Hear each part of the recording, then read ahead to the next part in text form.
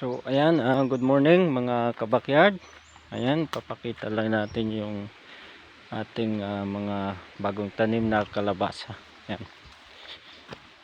Hanggang doon yan. Hanggang doon. Pero dito lang tayo sa malapit. Pipili tayo ng medyo payat at lalagyan natin ng pataba. Oh, yan. Ito, medyo payat. So, ang gagawin natin, kukuha tayo ng pataba. Ito yung ating pataba. Hinarvest na ipot ng manok, chicken manure. So, kuha tayo. Yan, by the way, doon natin yan. Doon, hinarvest natin sa manukan.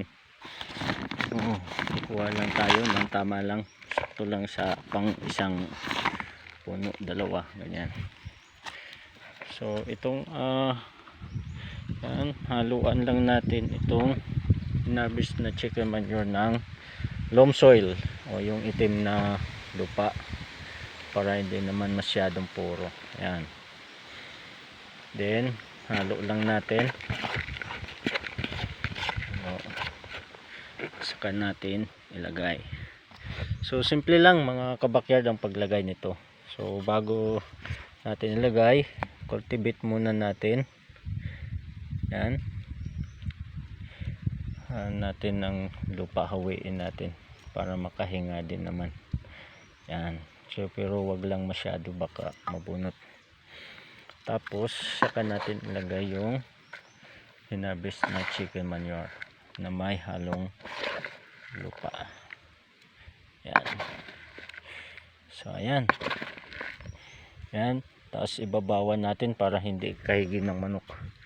Kasi yung mga manok dito pagka naamoy yung kanilang ipot o yung ipot ng broiler kanila yan kinakalahig. So yan, takpan natin. Ayan, ganun lang kasimple mga kabakyard. So ayan, kunting dilig. Diligan natin. Yan. So yan, ganun lang kasimple. So ayan, hanggang doon yan mga kabakyard.